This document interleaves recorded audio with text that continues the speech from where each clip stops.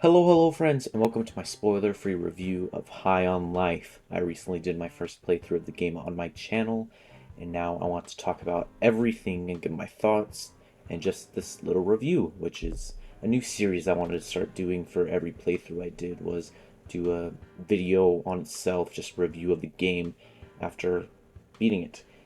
So this game, of course, was created by Squanch Games, the creators of other games such as Trover Saves the Universe, Accounting Plus. Justin Roiland created Squanch Games back in 2016. If you don't know who Justin Roiland is, you actually do. He is the co-creator of Rick and Morty and does a ton of voice acting in the show and in these games he creates. He absolutely crushes it, and it's amazing. Anyways, let's hop into the first thing I want to talk about for this review, the humor. Those are my nipples! Now, if you have seen any episodes of Rick and Morty, or really any Adult Swim, that's a majority of this game's humor. I personally like the humor in this game. I watched a decent amount of Family Guy, not a whole lot of Rick and Morty, but the humor's pretty decent. I laughed multiple times throughout my playthrough. If you go watch that, you will see, or I guess hear, me laughing. Not every joke landed, of course. There were some that I'm like, okay, I don't know why we're joking like that, or, not like I'm disappointed, but like, it's kind of, not for me. Of course, humor is subjective and differs from person to person, and that's totally okay. A lot of people will not like the humor in this game, and I see why. I personally did. But what I did really appreciate about this game is that near the end, there were a couple serious moments, and instead of just filling the entire serious moments with jokes, they let it play out. They cracked a few really good jokes here and there, but kept it serious throughout. And I really enjoyed that, because a lot of video games, they don't do that. They will constantly be making too many jokes, or they'll just be super serious, and you'll just be like, okay, I don't know. Like, it just doesn't, it has the right balance in this game, I feel like.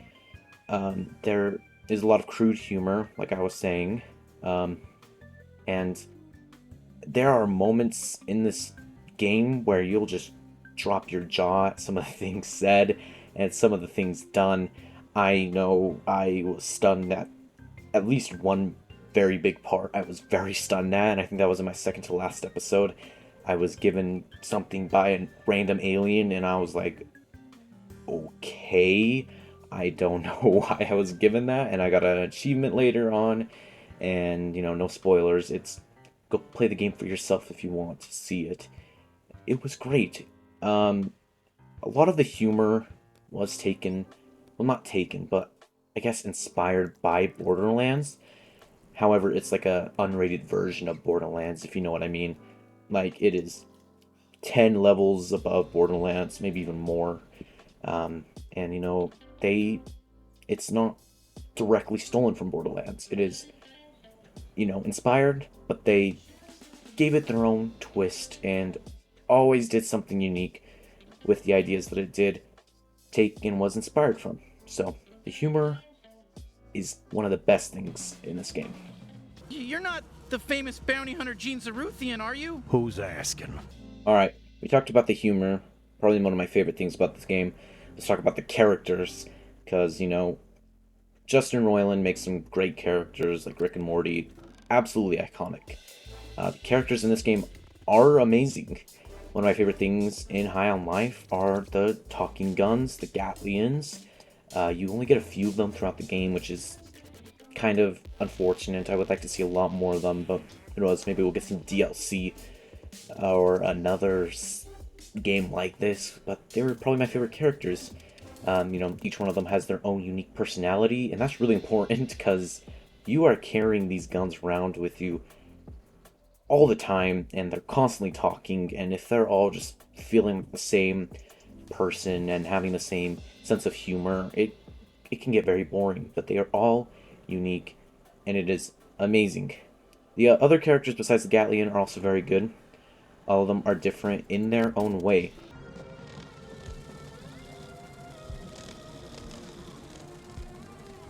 Hey, what the fuck? Holy shit, you just killed Jason! Now that we've talked about the characters and their personalities, let's talk about just overall character design, like how they look, you know, just how they look, really. I'm a little bit more disappointed, especially with the enemies. Um, Justin Roiland, I talked about him already a lot. He's very creative if you've seen the characters he's made. But the enemies and, just normal NPCs just walking around, they aren't super creative or different from one another. It feels like I was hoping for some more unique designs. It seems like they spent a lot of the time creating the bosses and the Gatlians and the few main characters that you will see multiple times throughout the game, which, those are very important. But I would have liked to see some more enemy designs, some more NPC designs, because it started to get bland later in the game, but they did really well with the Gatlians and bosses. Amazing. Yeah, there's only a few types of enemies. They look very similar, and what can you do, really? They made some great designs, and they made some not so great designs. These three guys are gonna turn your whole species into drugs. Can you handle a gun? Because, I'm kind of a gun and fuck yeah, there we go! You go on ahead. I'm gonna stay hidden. Let's quickly go over combat, a very big part of this game. It's really just good old-fashioned FPS combat. Nothing too fancy, except, every gun has a unique alternative fire, and, you have your pistols, your shotguns, you have Uzis and stuff like that. Kind of calling them guns, they're not really guns. If you play the game, you'll see.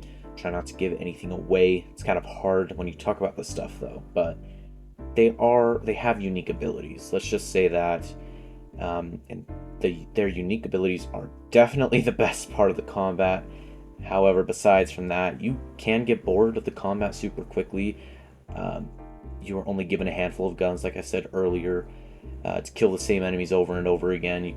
You can see how it can get boring, right? They don't really add a whole ton of different combat options like a lot of different games. They don't really give you options to choose from. They just give you the guns and say, this is what you're doing for the game. You're killing the enemies like this. There's nothing really super crazy or unique you can do. And I was starting to get a little bit bored of it at the end of the game. However, it was alright. I wish the combat system had a little bit more to spice things up. Quickly talk about the bosses here in the combat. I said earlier how great the designs were, and I'm really not lying. I said all throughout my playthrough that these bosses were really good. I also kept saying that it's so hard to make good bosses that are unique in FPS games, but High on Life did it very well. Some of the best I've seen, and I was very surprised and enjoyed every boss. Okay, Greg. If you saw us at the bar, which of us would you ask out? The blue guy. Story is always one of the biggest things you have to do right in a single player game in my books, and I'm sure that goes for a lot of people. I think that if it's an FPS, I can be a little bit more lenient when the combat is really fun. Like, I'm a big fan of Borderlands, and people criticize Borderlands 3 for its story, but the combat in that game was very, very good and very, very fun, in my opinion, of course. And I enjoyed the game because I was just able to, follow the story a little bit while having fun with the combat.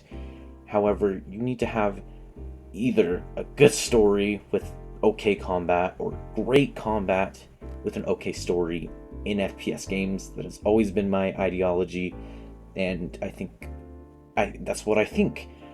And High on Life story is pretty decent. The story isn't revolutionary, it's a basic story about saving Earth. However, the way you do it is definitely unique. I won't say what you do, but it has a lot, and it is out of this world. Literally, I don't know what else to say.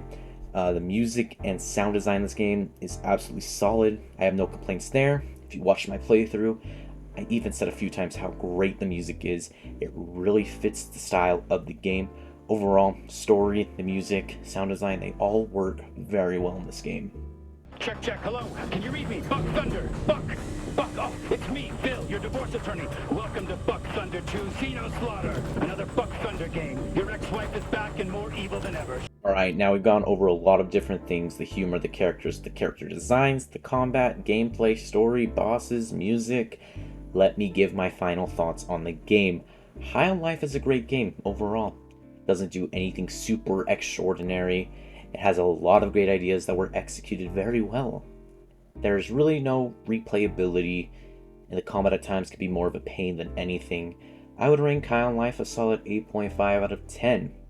If the game was longer and I had to deal with the combat for a longer time, I'd probably rate it a little bit lower.